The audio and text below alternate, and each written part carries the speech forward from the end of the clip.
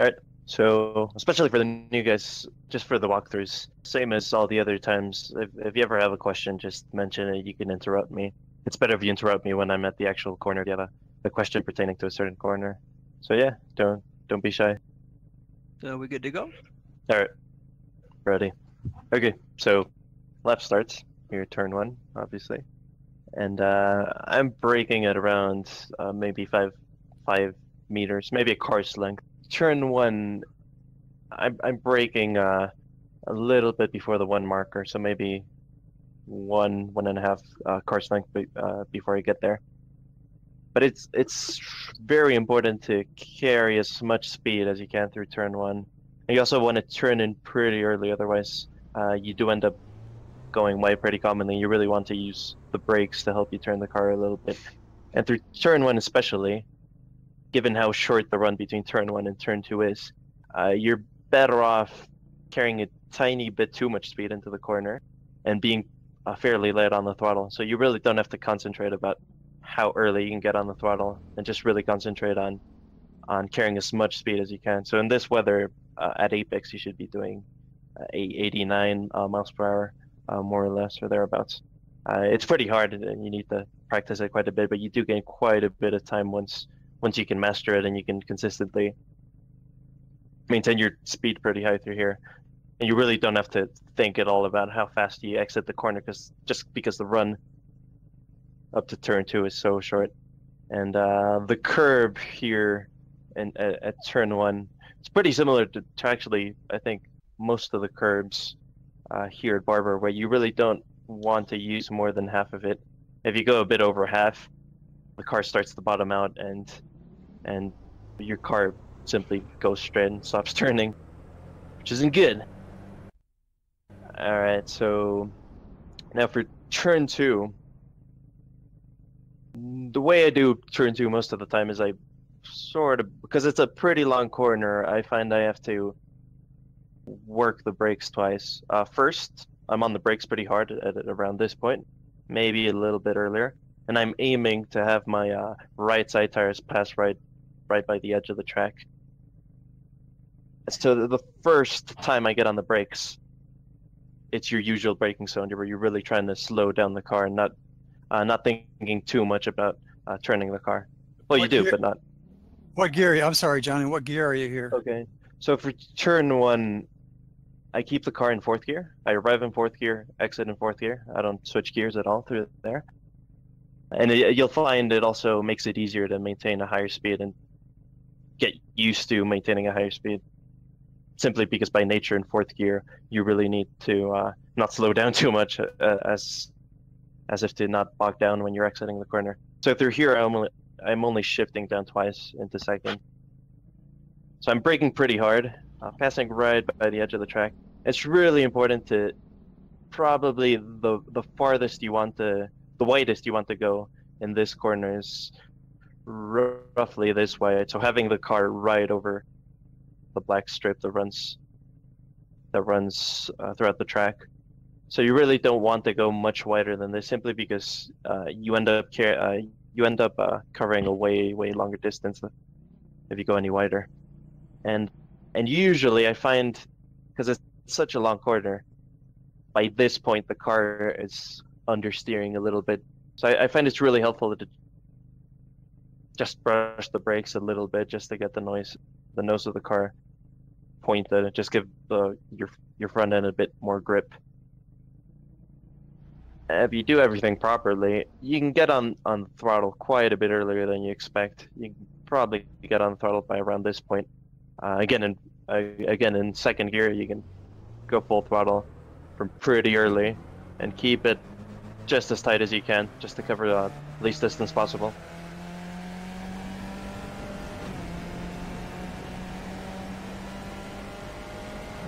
Up over the hill, what gear are you in? I'm shifting into third just before I get to that apex curb right at the top of the hill. Okay, so coming off two, you've downshifted from fourth somewhere through the apex of that turn? 2 second. No. It's all in the first braking I do. The initial braking I do, I just drop 2 gears before I reach that first apex.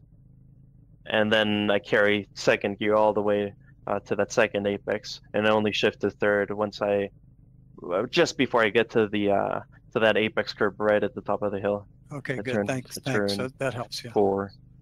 Yep. Here, I think I'm arriving at, yeah, should be in 4th gear still, maybe 5th. But anyways, I dropped into 1st. Yeah, it's definitely 4th. I dropped down 3 gears into 1st, and I think the trick for turn 5, or the hairpin, or whatever you want to call it, is to, because the track is so wide at this part of the circuit, that you sort of want to brake at a bit of an angle. So start braking just after the 2 marker, maybe a bit later than that, and you're sort of aiming the car. You're aiming to have the car right around the middle of the track before you turn in. At around this point is where I would start turning in, and through the hairpin, it's also really important. Maybe not initially, but once you get pretty fast and pretty confident with the track, it really does help to again use your brakes to get the car to turn pretty sharply right at the end of the braking zone, and just very lightly use the brakes to get it to rotate a little bit more. And you really want to almost treat the hairpin like a double apex. So my first apex would be that one, right? Just touch the edge of the curb, and the second would be just a bit off this other bit of curb that sort of sticks out a little bit. So you want to keep it pretty tight, and also on exit you want to keep it fairly tight as well. What kind of speed most are of you? the time you don't. I'm sorry, Johnny. What kind of speed are you carrying through that turn?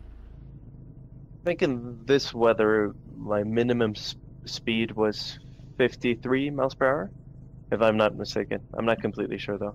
I'd have to check. And you'll find most of the time you won't really have to use all of the space on track exit through here. Really, the tighter you can keep it, the better. The less distance you're covering. All right. All right, now turn 7, 8, and 9. Yeah, they call it the waterfall, or what is it that they call it? Does anyone? I think this know? is a museum turn coming up here. No. Okay. I've heard it called the waterfall as well. Yeah. Yeah. We'll call it the waterfall. So I think the waterfall is probably the place where most people, where you can very easily lose quite a bit of time. And the main reason for that is that you're probably not carrying as much speed as you can between your 2 braking zones. So your first initial braking zone would start right before the 1 marker on the left side, and you're pretty much turning in as you're braking. So it's not very hard of a braking zone, but what you really want to concentrate on is to just force yourself to not use any throttle whatsoever between the first braking zone and the second braking zone. So you'll start braking around the 2 marker, turning in simultaneously. Turning in pretty early. You really want to use all of the curb on the inside just to make the track a bit wider. And around this point is where I would start to get on the brakes with the car in a straight line once again. This time I'm getting on the brakes quite harder. But it's very important to try to not use any throttle whatsoever between the first and the second braking zones, simply to sort of force yourself to lap after lap, maybe brake a little softer, or maybe brake a little harder, just to ensure that you can maintain the maximum speed you can carry between the first and the second braking zones. You really want to avoid getting on the throttle between the 2 braking zones, because if you have to do that, that basically just means that you overslowed the car for the first part of the waterfall. So you really want to force yourself to not use the throttle at all, just so you can carry a little bit more speed through here. So in the second braking zone, you're braking in a straight line, running over all of the curb, even a little bit of grass, then easing off the brakes and turning in pretty early, because just the slope of the corner sort of makes the car go wide a little bit. So you sort of have to anticipate a little bit for that. Turn in a little bit earlier, and again, only use a tiny bit of the curb and try to get on the throttle as early as you can. Are you downshifting to going around that turn? So For the first part of the waterfall, the right-hander, I keep the car in 4th gear. And then on the second braking zone, where I'm braking in a straight line for the second time, I switch down 3 gears into 1st.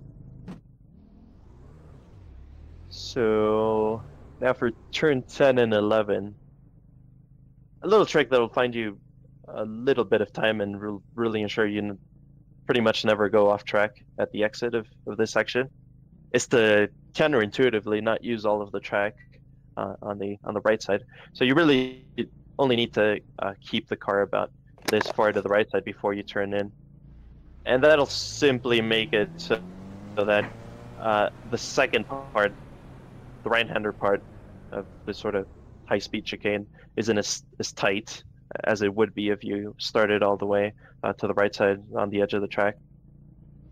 So yeah, you really don't need to use all of that space. And on top of that, turning your wheel a bit less, which creates less grub from the front tires, so you can carry a little bit more speed. Well, you lose less speed, and your acceleration is a little bit more efficient, and you're also covering less distance, which gives you a few extra hundredths. So now, turn 12. For turn 12, maybe a couple of you are using the brakes a little bit, but I find it's quite a bit faster to simply lift and really try to maintain a pretty high apex speed through turn 12, and then really slow it down for turn 13. But the trick here is similar to what I've said for other corners at other tracks where you don't really need to brake and you only need to lift. Really try to make your lift completely, first of all, and really try to make your lift as quick as possible, as quick and as aggressive as possible, simply to make the weight transfer in the car as aggressive as you can, and give you a little bit more grip and a little bit more turn in on your front tires.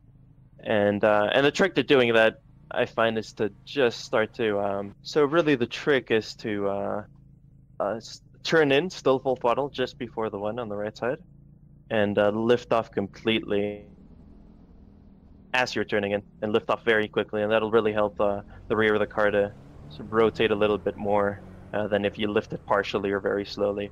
So again, use a little bit of the curb on the inside, and then through turn 13, you want to brake fairly early, and again, not use too much of the curb as to not bottom out.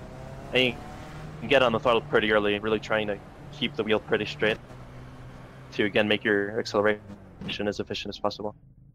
And now the other really, yes, through turn 12, the left-hander, I keep the car in 4th gear, and then coming into turn 13, I downshift into the 3rd. So at this point, I'm in 4th gear because I shift up right before I get to turn 14. And so the next section is where a lot of people also lose quite a bit of time because it's a pretty tricky section. And I find it, in many ways, it's sort of similar to Sunset Bend at Sebring, in that it's very important to maintain a very high speed throughout most of the corner. So what a lot of people do and lose time because of it is lift off, then get on the gas and lift off, and do that several times throughout the corner. And you really want to only lift off once. You can get on the brakes several times, but you really want to concentrate on only lifting off the throttle once, just to make sure that you kept as much speed as you could going into the corner. So through here, I'm in 4th gear. I'm going full throttle. I go full throttle through this first curb. Still full throttle, still full throttle. And at about this point, this is when I start to lift off the throttle. And again, I'm lifting off completely and very quickly. And you really, once again, you don't want to use all of the track. You don't want the car to run too wide, just so you cover a little bit less distance. And as I'm lifting off the throttle, maybe a little bit later, I'll shift down, still off the brakes and off the throttle, shift down into 3rd, just to get the car to rotate a tiny bit.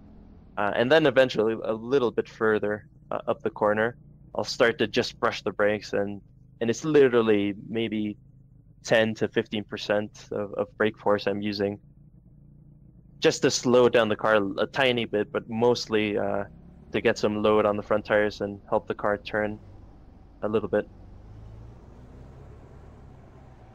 All right. And at around this point is where I'll shift down into second. And again, I'm for quite the distance around this corner. You really want to work the brakes just to keep the car from understeering. So you really don't want to feel like you're just waiting for the car to slow down enough off the throttle for the car to actually turn. You really want to force it to turn just by brushing the brakes just a tiny bit. So again, use a little bit of the curb. And it's very important to not get on the gas exiting that last right-hander too early. You really want to delay it a little bit because the run from that corner to the last corner of the track is so short that it really makes a tiny difference. And it's much more important to delay the throttle a little bit and make sure you're all the way up to the right side edge of the track. And right around the point where the curbing starts on the right side, this is where I'll start to turn in. Still full throttle in second gear. And just as I'm getting a little bit closer to the inside curb for that last corner, I'll lift off. Once again, I'm lifting off completely and very quickly.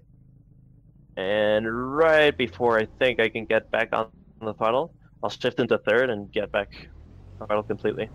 And just make sure you only get on the throttle once and you're not debating whether you have to get off or on. And really get off and get up once and get on once.